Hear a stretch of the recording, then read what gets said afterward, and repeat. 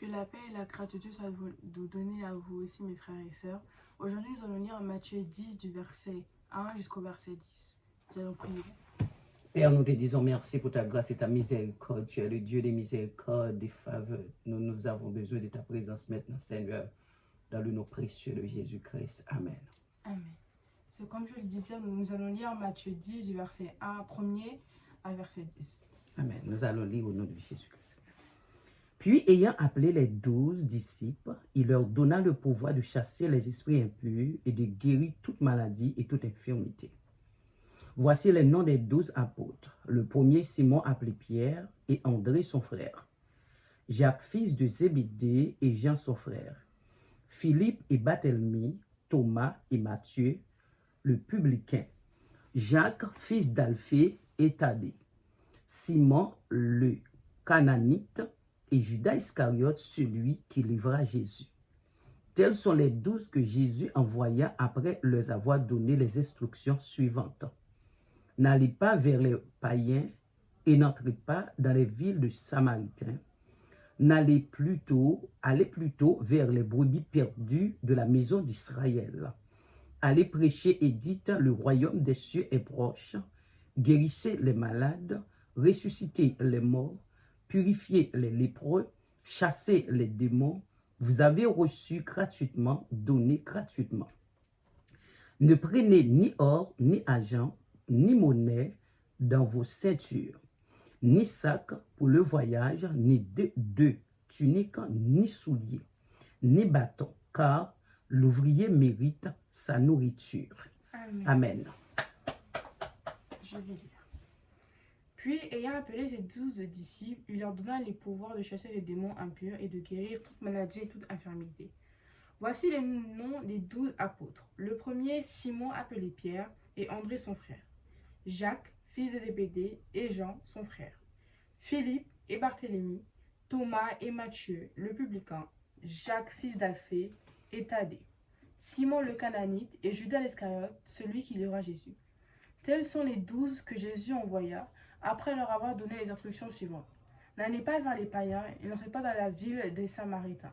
Allez plutôt vers les brebis perdues et les maisons d'Israël de la maison d'Israël, Allez prêcher et dites, le royaume des cieux est proche. Guérissez les malades, ressuscitez les morts, purifiez les lépreux, chassez les démons.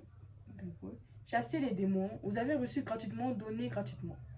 Ne prenez ni or, ni argent, ni monnaie dans vos ceintures, ni sac pour le voyage, ni deux tuniques, ni souliers, ni bâton, car l'ouvrier mérite sa nourriture. Amen. On va méditer la parole, lire la parole, méditer comme on fait tous les dimanches, et voilà. Amen. Puis, ayant appelé les 12 disciples, il leur donna le pouvoir de chasser les esprits impurs et de guérir toute maladie et toute infirmité. Nous voyons dans le verset 1er, Jésus-Christ, qui est le Sauveur, le pouvoir éternel, il a appelé les 12 disciples qui étaient le plus proches. Jésus-Christ avait beaucoup de disciples, ce n'est pas seulement les 12 disciples. Mais cette 12 personnes-là, c'est ces 12 personnes qui étaient le plus proches de lui. Il a appelé les 12 personnes le plus proches, il a donné le pouvoir de chasser les esprits impurs et de guérir toutes sortes de maladies. Et la présence de Jésus-Christ dans la vie, les humains, c'est pour libérer les hommes sous le pouvoir de Satan. Je vais faire le verset 2.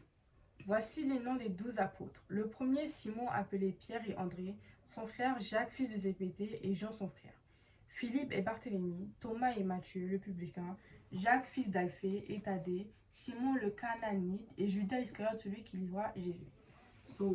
Vers le verset 2, on le nomme les 12 disciples qui ont été choisis par Jésus, qui étaient le plus proches, comme Sœur Sarah a pu dire dans le verset précédent, qui était le plus proche de Jésus, c'est-à-dire il y en avait 12, et plus celui qui allait trahir Jésus pour le mener à la mort et pour accomplir la prophétie. Et le verset 5, tels sont les 12 que Jésus envoya après leur avoir donné les instructions suivantes. N'allez pas vers les païens et n'entrez pas dans les villes de Samaritains. Allez plutôt...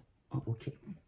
Maintenant, nous voyons, mes bien-aimés, malgré la venue de Jésus-Christ pour l'humanité, il a toujours l'amour le plus proche pour le peuple Israël, avant nous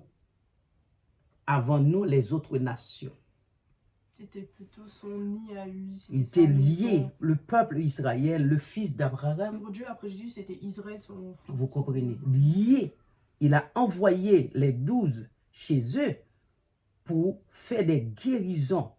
Ouais, pour faire des guérisons, pour l'aider le peuple Israël. Tandis que les païens, pas encore. Voilà. C'était un peu plus après Jésus qui est mort. Et, après, ça, un petit... Et il a donné d'ordre. L'ordre ne va pas dans les villes de Samarie. C'est-à-dire pas dans les grandes villes, plutôt dans les petites villes et tout. Oui, spécialement, là, ils sont des païens. Allez plutôt vers les brebis perdues de la maison d'Israël. Ça veut dire que, bon, comme on va dire, les païens, ils sont partis plutôt vers les païens, les gens qui ne sont pas vraiment des Israéliens ou des Juifs, comme eux ils disent quand ils étaient avant. C'est-à-dire que nous, si on était encore dans les années vers Jésus, on est des païens. Pourquoi? Parce qu'on n'est ni Israël ni Juif. Ça veut dire que même si tu as un des deux, tu es un païen. Tant que tu n'es pas né en Israël, tu es un païen. Ils ont demandé d'aller vers les gens qui sont des païens, qui sont pas dedans pour qu'ils rentrent dans la religion. Qui sont les fils d'Abraham. Ouais, voilà. Allez prêcher et dites, le royaume des cieux est proche. Le message, est basé sur le royaume des cieux, le royaume de Dieu. Quand on parle de le royaume de Dieu, on parle de la présence de Dieu sur la terre. Quand on parle du royaume de Dieu, ça fait dans la parole de Dieu, on va trouver très bientôt, quand Jésus parlait avec les disciples, il disait, le royaume de Dieu est au milieu de nous. Le royaume de Dieu, c'est la présence de Dieu. Nous devons rester dans la parole et nous louons le royaume de Dieu dans nos cœurs, dans nos pensées. Parce que le royaume de Dieu, c'est la présence de Dieu qui est là pour nous guérir, délivrer et libérer. Amen. Guérissez les malades, ressuscitez les morts, purifiez les lépreux, chassez les démons. Vous avez reçu gratuitement, donné gratuitement. Ça veut dire qu'il faut qu'on guérisse, faut qu'ils guérissaient les malades. Pour fait, tout ce qui est pour aider les gens, ils devaient faire ça. Ça veut dire que les disciples, ils ont respecté cette loi, ils sont partis, ils ont guéri les malades, reçu des personnes, soigné des gens qui étaient très malades, pour avoir des maladies de 54 ans qu'aucun médecin ne peut résoudre. Eux, ils ont juste posé la main sur eux, prié, et ça s'est arrêté. Il fallait juste que, qu'ils prient pour eux, qu'ils les aident. Ils étaient là pour aider les gens sans recevoir des choses en retour. Ça veut dire, nous voyons que la présence de Jésus-Christ est très importante dans nos vies. La présence de Jésus-Christ, le Dieu Tout-Puissant, nous avons besoin de lui. C'est-à-dire aussi que les personnes qui étaient malades, ils avaient la foi en même temps. Oui. Que, ils ont cru, ils ont dit, oui, je crois que tu peux le faire, et ils l'ont fait. Ils ont cru. Oui. Mais nous avons besoin de Jésus. Et comment nous pouvons trouver Jésus? C'est en restant dans la parole. Très important, mes bien-aimés, très important. Le verset 9. Ne prenez ni or, ni argent, ni monnaie dans vos ceintures. Jésus a donné une instruction, un ordre à les disciples. Les disciples doivent avoir la connaissance de partir librement. Alors que d'habitude, tout le temps, on prend un truc. Toujours chargé. Juste un truc, non, même pas chargé, juste tu prends un petit sac ou un sac à dos et tu mets des choses qui sont vraiment de première nécessité, c'est-à-dire un sac de secours, un téléphone, maintenant un téléphone, de l'argent, et tout comme ça. C'est-à-dire Jésus lui a dit non, tu peux partir comme ça. Laissez la chair. Oui, voilà, tout laissez la chair libre. Et il prêche la parole de Dieu en toute sainteté. C'est très important, mes bien-aimés. Très important. Parfois, le Seigneur nous a demandé de laisser nos corps tranquilles. Trop de problèmes, trop de charges, trop. Et on va faire le voyage, on ne sait pas combien de jours, si c'est 1 jour, 2 jours, 3 jours. Et il disait, allons voir beaucoup plus loin, ni sac pour le voyage, ni de tunique, ni souliers. ni bâton, car l'ouvrier mérite sa nourriture. Ah, d'accord, ça. Et la chair aime planifier toutes choses. C'est Nous même pas aimons. la chair, c'est au nom. C'est comme si c'était. Avec ce moment-là, on a oublié de planifier les choses. C'est-à-dire que là, pour toi, c'est comme la route du Seigneur. Tu dois planifier d'être pour rentrer, pour aller suite. Et là, ça attend. C'est comme une voiture. Tu vas tout droit et une voiture te percute comme ça et tu tombes. C'est-à-dire qu'il faut toujours avoir un point de secours. De dire, bah, ah, bah, il m'a tombé, j'ai une assurance. Dans le genre. C'est-à-dire que dans entre chrétiens, il faut toujours être prévoyant et dire que si je prie là, je dois rester dans la ligne et tout et pas faire le moins de péché possible.